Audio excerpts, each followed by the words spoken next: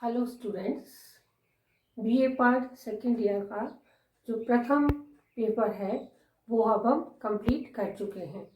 इस तरीके से हम अपने कोर्स की दोनों पुस्तकें, फर्स्ट पेपर विश्व के प्रमुख संविधान या प्रमुख राज्य व्यवस्थाएं कंप्लीट कर चुके हैं और दूसरा पेपर जो था भारतीय राज्य व्यवस्था वो हम पहले ही कंप्लीट कर चुके थे। उम्मीद है दोनों पेपर के जो पाठ्यक्रम के अनुसार आपको लेसन पढ़ाए गए हैं उन लेसन को आपने बड़ी ही समझदारी से पढ़ा और समझा होगा। और जब हम बात करते हैं इस पेपर की जो अपना चल रहा था विश्व के प्रमुख संविधान यानी पेपर 1, उसमें हमने ब्रिटेन, अमेरिका, जापान, स्विट्जरलैंड और चीन का संविधान पढ़ा है। इन 5 संविधानों के माध्यम से हमारा सिलेबस जो है कंप्लीट हो चुका है। जो मेन मुख्य इंटरेस्टिंग टॉपिक थे उन सभी को और जो हमारे एग्जामिनेशन के हिसाब से इम्पॉर्टेंट टॉपिक थे वो हम लोग पढ़ चुके हैं। अब हमारी जो समस्या थी जो पाठ्यक्रम के हिसाब से वो हम कंप्लीटली पढ़ चुके हैं। अब समय है आप लोगों का पढ़ने का, रिवाइज करने का। लेकिन फिर भी कुछ छोटी सी बातें और भी होती है प्रत्येक संविधानों में जो मुख्य प्रश्नों के साथ में जुड़ी हुई होती हैं। तो आज से अब हम शॉर्ट क्लासेस के रूप में उन छोटी बातों को पढ़ेंगे जो विशेष संविधानों के साथ जुड़ी हुई हैं। प्रारंभ करते हैं वहीं से जहां से अपने पाठ्यक्रम की शुरुआत होती है, यानी ब्रिटेन का संविधान।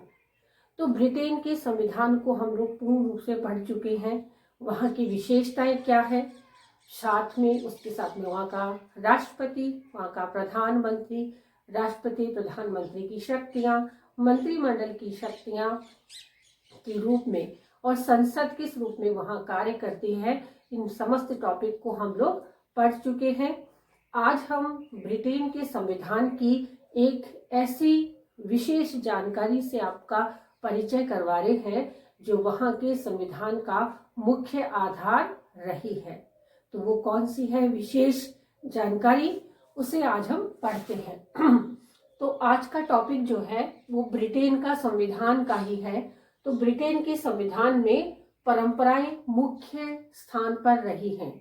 हम सभी जानते हैं कि ब्रिटेन का संविधान विश्व का अलिखित संविधान है और ये अलिखित संविधान होने के साथ साथ इसके विकसित किया गया है। ये कहीं से भी लिखित नहीं है, इसका किसी संविधान निर्मात्री सभा द्वारा इसका निर्माण नहीं हुआ है। ये प्राचीनतम लोकतांत्रिक सरकारों में से एक है, लेकिन फिर भी यहाँ पर परंपराओं ने अपना डेरा जमाए रखा है।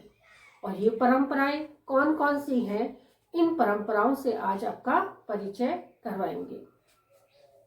तो यूं तो परंपराओं के बारे में भारत भी पीछे नहीं है। भारत में भी ढेर सारी परंपराएं हैं। बहुत सारे कानूनों के समक्ष वो अपनी उपलब्धियां जब हम देखते हैं कि परंपराएं, हम जानते हैं कि परंपराएं क्या होती है।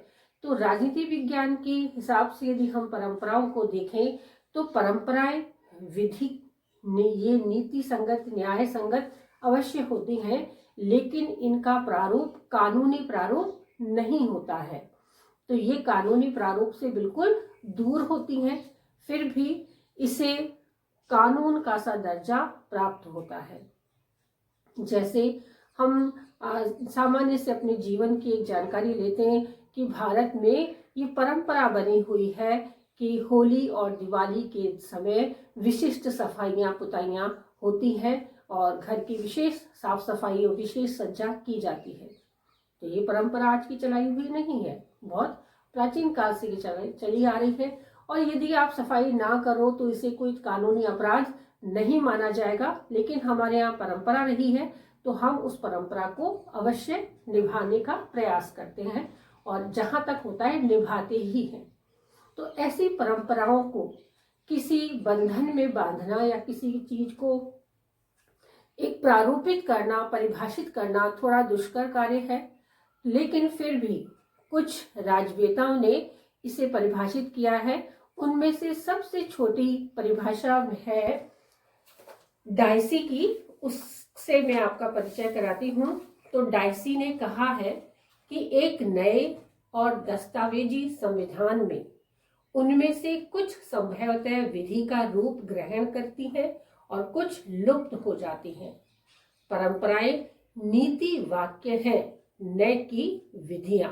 तो इस तरीके से हम देखते हैं कि ये नीति वाक्य हैं, विधियां नहीं है। कानूनी जो इनको कानूनी इनके पास जो शक्ति होती है वो इनके पास नहीं है। तो यदि हम सामान्य जीवन से लेकर अपने संपूर्ण राजनीतिक जीवन में परंपराओं को यदि देखते हैं तो वो परंपराएं अपनी जड़ें जमाई हुई हैं। तो उन जड़ों को मिटाना, हटाना, तोड़ना संभव नहीं है। इसलिए इसकी सूची बनाना एक दुष्कर कार्य है कि किस प्रकार से हम इसकी सूची बनाएं कि कौन कौन सी परंपराएं हैं और कौन कौन सी लुप्त हो चुकी हैं और कौन कौन सी वर्तमान में हर क्षेत्र में मौजूद है। लेकिन फिर भी इसे वर्गीकृत करना और इसे परिभाषित करना थोड़ा मुश्किल है। लेकिन राजनीति विज्ञान के स्टूडेंट होने की वजह से हम इसको कुछ मुख्य भागों में विभाजित कर सकते हैं केवल राजनीतिक परिप्रेक्ष्य में। तो राजनीतिक परिप्रेक्ष्य में जब हम किसी विषय को देखते हैं तो उसकी शुरुआत सर्वोच्च कार्यपालिका अध्यक्ष से होती है कि सर्वोच्च कार्यपालिका प्रधान कौन है। तो जैसे हम ब्रिटेन के संविधान की बात करते हैं तो वहां का सर्वोच्च पदाधिकारी कौन है? राष्ट्रपति नहीं कहते उसे, क्या कहते हैं? राजा या सम्राट कहते हैं। तो सम्राट भी कुछ परंपराओं को अपनाता है। उसके बाद में हम आते हैं प्रधानमंत्री, उसके मंत्रिमंडल पर, वो भी कुछ अपनी परंपराओं को निभाता है, अपनाता है। ऐसी बहुत सारी परंपराएं हैं। उनमें से कुछ मुख्य परंपराओं के प्रकार को मैं आपके सामने लेकर उपस्थित हुई हूँ। तो ब्रिटेन के संविधान में परंपराओं के प्रकार इस प्रकार से है। जैसा नंबर 1 है सम्राट से संबंधित परंपराएं, नंबर 2 है संसद से संबंधित परंपराएं, नंबर 3 है मंत्रिमंडल से संबंधित परंपराएं, नंबर 4 है राष्ट्रमंडलों से संबंधित परंपराएं। तो ये तो 4 प्रकार से हमने परंपराओं का वर्गीकरण किया है। और इस वर्गीकरण के साथ साथ हम बारी बारी से प्रत्येक परंपरा को पढ़ेंगे कि वो किस रूप में कौन कौन सी परंपराओं को मानते हैं और इसका एक लंबा इतिहास रहा है। तो इन 4 प्रकारों को हम मुख्य रूप से पढ़ेंगे। तो पहला है सम्राट से संबंधित परंपराएं। हमें ज्ञात है कि कार्यपालिका प्रधान जो ब्रिटेन का होता है उसे राष्ट्रपति और सम्राट दोनों कहते हैं।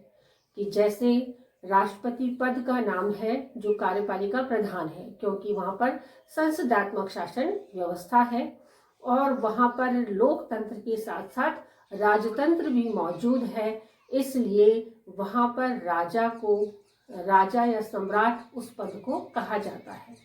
यानी कि राष्ट्रपति के पद को सम्राट या राजा कहा जाता है, ये हम जानते हैं। और सम्राट को जब शक्तियां प्रदान की जाती है तो भारत में शपथ ग्रहण समारोह होता है और शपथ ग्रहण समारोह के बाद राष्ट्रपति को समस्त कार्यपालिका, व्यवस्थापिका और न्यायपालिका की शक्तियों से उसको नवाजा जाता है। लेकिन ब्रिटेन में व्यवस्थाएं थोड़ी अलग हैं। वहां पर लोकतंत्र और राजतंत्र साथ साथ चल रहे हैं। इसलिए राष्ट्रपति को राजमुकुट धारण करवाया जाता है और राजमुकुट धारण करने का अर्थ है राष्ट्रपति में अब समस्त शक्तियों का समावेश हो चुका है। तो वो सम्राट कौन कौन सी परंपराओं को निभाता है उसे हम बारी बारी से पढ़ते हैं। तो पहला नंबर सम्राट से संबंधित परंपराएं। नंबर 1 है कि ब्रिटिश सम्राट लोक सदन में बहुमत दल के नेता को प्रधानमंत्री के रूप में नियुक्त करेगा। वह उसे ही मंत्रिमंडल के निर्माण के लिए आमंत्रित करता है। सम्राट मंत्रिमंडल की बैठकों की अध्यक्षता नहीं करता है। जैसे भारत में द्विसदनात्मक शासन व्यवस्था है, ब्रिटेन में भी द्विसदनात्मक शासन व्यवस्था है। भारत में लोकसभा और राज्यसभा होते हैं, तो ब्रिटेन में लोक सदन और लॉर्ड सभा होती है। तो ये परंपरा रही है कि जो सम्राट होता है वो लोक सदन में से जो बहुमत दल का नेता होता है उसे प्रधानमंत्री पद के लिए आमंत्रित करता है और प्रधानमंत्री अपने मंत्रिमंडल के निर्माण के लिए वो सदैव ही तत्पर रहता है कि वह अपने बहुमत दल के जो सदस्य हैं उनमें से ही अपना मंत्रिमंडल का चुनाव करता है। दूसरी परंपरा रही है सम्राट की कि सम्राट मंत्रिमंडल की बैठकों में शामिल नहीं होता है। हमने पढ़ा है कि प्रधानमंत्री राष्ट्रपति और मंत्रिमंडल के बीच की कड़ी होता है। इसका अर्थ यही हुआ कि संसद की जितनी भी कार्यवाहियां होती है उसमें सम्राट उपस्थित नहीं होता। प्रधानमंत्री ही समस्त कार्यवाहियों को देखता है, समझता है और फिर जो परिणामतः निकलता है वह राष्ट्रपति तक पहुंचाता है। तो वही व्यवस्था ब्रिटेन में भी उपस्थित है। अगली बात जो है सम्राट के बारे में परंपरा कि सम्राट अपने सारे प्रशासन संबंधी कार्य मंत्रियों के परामर्श से ही पूर्ण करता है। यद्यपि सैद्धांतिक दृष्टि से सम्राट को वीटो का अधिकार प्राप्त है, लेकिन पिछले 305 वर्षों में सम्राट ने कभी इस शक्ति का प्रयोग नहीं किया है। अतः परंपरा विकसित हो चुकी है कि सम्राट इस वीटो शक्ति का प्रयोग नहीं करेगा। दूसरी बात है कि सम्राट लोक सदन को भंग करने की सैद्धांतिक शक्ति रखता है, किंतु परंपरा रही है कि वह बिना प्रधानमंत्री के परामर्श के ऐसा नहीं करेगा। कि जो बातें हमने पढ़ी उसके साथ साथ ये है कि सम्राट जो है वो समस्त कार्य अपने मंत्रिमंडल के परामर्श से, अपने मंत्रियों के परामर्श से ही पूर्ण करेगा। हमें ज्ञात है कि भारत में और ब्रिटेन में संसदात्मक शासन व्यवस्था है, इसलिए कार्यपालिका प्रधान जो होता है राष्ट्रपति या सम्राट वो अपनी शक्तियों का प्रयोग स्वयं नहीं करके प्रधानमंत्री और उसके मंत्रिमंडल के सहयोग से ही पूर्ण करता है। तो यही व्यवस्था है कि सम्राट सदैव मंत्रियों के परामर्श से ही कार्य करेगा। सम्राट के पास एक शक्ति होती है वीटो पावर। वीटो का अर्थ होता है निषेधाधिकार, कि वो किसी भी कानून को रोक सकता है, निषेध कर सकता है कि ये कानून लागू नहीं होगा। लेकिन ब्रिटेन का इतिहास रहा है कि पिछले 305 वर्षों में कभी भी सम्राट ने इस वीटो पावर का प्रयोग नहीं किया है। इसलिए अब परंपरा स्थापित हो चुकी है कि राष्ट्रपति या सम्राट इस वीटो पावर का प्रयोग नहीं करेगा। और अंतिम बात जो हमने पढ़ी कि सैद्धांतिक दृष्टि से जो सम्राट है उसे लोक सदन को भंग करने का पूरा अधिकार है। कि लोक सदन यानी भारत का लोकसभा और ब्रिटेन की लोक सदन समान है, यानी निम्न सदन की बात हो रही है। तो राष्ट्रपति यानी सम्राट लोक सदन को सैद्धांतिक रूप से भंग कर सकता है, ये उसके पास अधिकार है। किंतु परंपरा क्या विकसित हो गई है कि जब तक प्रधानमंत्री उसके लिए इस बात के लिए परामर्श राष्ट्रपति को नहीं देता, सम्राट को नहीं देता, तब तक सम्राट अपनी इस शक्ति का प्रयोग नहीं करता है। तो ये आपको पांचों बातें समझ में आ गई होंगी कि किस रूप में सम्राट जो है वो परंपराओं को मानता है। अगली परंपरा है संसद से संबंधित। संसद हमको आपको पता ही है कि भारत के समान ब्रिटेन में भी द्विसदनात्मक शासन व्यवस्था है। निम्न सदन को लोक सदन और उच्च सदन को लॉर्ड सभा के नाम से जाना जाता है। और इनसे संबंधित परंपराएं क्या रही है उसे हम पढ़ते हैं। संसद का अधिवेशन वर्ष में एक बार अवश्य होगा। लॉर्ड सभा का अधिवेशन जब अपील के न्यायालय के रूप में होता है तब कानूनी लॉर्डों की उपस्थिति आवश्यक है कि 1 वर्ष में एक बार अवश्य ही संसद का अधिवेशन होना चाहिए। ये परंपरा है। ऐसा नहीं है कि कानून तो बन नहीं रहे, वहाँ कोई लिखित कानून है नहीं, तो क्या जरूरत है लोक सदन की वो बुलाने की, लोक सदन की बैठ के बुलाए, सभा सदस्य वाद विवाद करे, ऐसा कोई व्यवस्था वहाँ पर नहीं है। लेकिन ये परंपरा विकसित हो चुकी है कि संसद की 1 वर्ष में एक बार अधिवेशन अवश्य होगा। दूसरी हम परंपरा की बात करते हैं तो जब भी कभी लोक सदन में कोई निर्णय होते हैं जो अपीलीय अधिकार के रूप में होते हैं, यानी अपील करते हैं कि इस प्रकार की व्यवस्था होनी चाहिए, उस समय लोक सदन में मंत्रिमंडल के कानूनी सलाहकार जो होते हैं, कानूनी लॉर्ड जो होते हैं, वो उस समय उपस्थित होने चाहिए। तीसरी बात है कि लोक सदन का अध्यक्ष, जिसे ब्रिटेन में स्पीकर कहा जाता है, राजनीतिक दृष्टि से निर्दलीय होता है, जो अपने निर्वाचन क्षेत्र से निर्विरोध चुना जाता है। वह अपने इस निर्णायक मत का प्रयोग कम से कम करता है ताकि सदन स्वयं निर्णायककर्ता की भूमिका में रहे। कानून बनने से पूर्व प्रत्येक विधेयक का 3 बार वाचन आवश्यक है और धन विधेयक सदैव लोक सदन से ही शुरू होते हैं। अन्य बात जो संसद से संबंधित है कि संसद में जो स्पीकर होता है, स्पीकर का अर्थ क्या है कि लोक सदन का एक स्पीकर जो उच्च पदाधिकारी होता है वो कैसा होता है, निर्दलीय होता है। और निर्दलीय होने की वजह से जब भी कभी कोई संसद की कार्यवाहियां चलती हैं तो स्पीकर का मत निर्णायक मत होता है कि जो स्पीकर ने कह दिया वही अंतिम मत होता है। लेकिन परंपरा क्या विकसित हो गई है कि लोक सदन का स्पीकर अपनी इस शक्ति का प्रयोग कम से कम करेगा और कम से कम प्रयोग करने के बाद वो जब भी कभी कोई नवीन कार्यवाही करते हैं ताकि संसद को ये भान रहे कि जो निर्णय हुआ है वो उसी के द्वारा लिया गया है। अगली परंपरा जो संसद के बारे में विकसित हो चुकी है कि कानून का वाचन 3 बार होगा। कि कई बार ऐसा होता है कि कानून निर्माण के समय एक बार में हम कोई बात समझने में कहीं भूल हो सकती है, या कई बार ऐसा होता है कि कानून का जो निर्वाचन होता है इतनी जल्दी से हो जाता है कि कुछ बातें हमसे स्लिप हो जाती हैं। तो ऐसे समय में वहाँ परंपरा विकसित हो चुकी है कि प्रत्येक कानून को 3 बार उसका वाचन होगा, तभी वो आगे सबमिट होगा।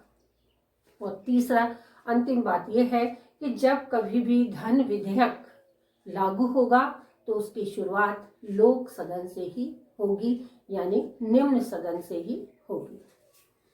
अगला है मंत्रिमंडल से संबंधित परंपरा। तो मंत्रिमंडल से संबंधित परंपरा है कि बहुमत दल का नेता प्रधानमंत्री बनता है तथा प्रधानमंत्री अपने दल के सदस्यों में से मंत्रिमंडल का गठन करता है। प्रधानमंत्री लोक सदन का सदस्य होना चाहिए, लॉर्ड सभा का नहीं। मंत्रिमंडल की कार्यवाहियां सदैव गुप्त रखी जाएं। कि जैसा मंत्रिमंडल के बारे में हम जानते हैं कि जो भी व्यक्ति बहुमत दल का नेता होता है या अध्यक्ष होता है उसे सम्राट क्या करता है, प्रधानमंत्री पद के लिए आमंत्रित करता है और वही अपने मंत्रिमंडल का गठन करता है। दूसरी विचारधारा जो है वो परंपरा है कि प्रधानमंत्री सदैव ही लोक सदन का लोकप्रिय नेता होना चाहिए, लॉर्ड सभा का नहीं, यानी उच्च सदन का नहीं बल्कि निम्न सदन का वो बहुमत दल का नेता होना चाहिए, लोकप्रिय नेता होना चाहिए। उसी व्यक्ति को वो प्रधानमंत्री के लिए आमंत्रित किया जाता है। जब भी कभी कोई कार्यवाहियां होती है लोकसभा की, लोक सदन की, तो वो कार्यवाहियां सदैव ही गुप्त रहनी चाहिए। यदि समय से पूर्व वो उजागर हो जाती हैं तो कहीं ना कहीं उन कार्यवाहियों का बुरा परिणाम निकल सकता है, इसलिए कार्यवाहियों को सदैव गुप्त रखा जाता है। मंत्रिमंडल ने सामूहिक उत्तरदायित्व के सिद्धांत पर कार्य करना होता है, अतः एक मंत्री के विरुद्ध अविश्वास का अर्थ है संपूर्ण मंत्रिमंडल के विरुद्ध अविश्वास। किसी एक मंत्री के विरुद्ध लोक सदन में अविश्वास का प्रस्ताव पास होने पर संपूर्ण मंत्रिमंडल को त्यागपत्र देना होता है। तो ये संस्थात्मक शासन व्यवस्था की विशेषता रही है सामूहिक उत्तरदायित्व की। तो यदि किसी भी एक मंत्री के विरुद्ध भी अविश्वास प्रस्ताव पारित होता है तो यहाँ पर समस्त मंत्रिमंडल के विरुद्ध वह अविश्वास प्रस्ताव पारित हो गया। और यदि अविश्वास प्रस्ताव पारित हो जाता है तो एक व्यक्ति त्यागपत्र देता है, इसका मतलब समस्त मंत्रिमंडल को त्यागपत्र देना होता है और इसी तरह से लोकसभा हमेशा हमेशा के लिए भंग हो जाती है। लेकिन व्यवस्था ये रही है, जैसे इसके लिए कहावत है we swim and sink together, कि हम साथ साथ तैरेंगे और साथ साथ डूबेंगे। इसका सीधा सीधा अभिप्राय अविश्वास प्रस्ताव के लिए ही होता है, जिसे ब्रिटेन में सर्वाधिक मान्य रूप में अपनाया गया है। अगला है राष्ट्रमंडलों से संबंधित परंपरा।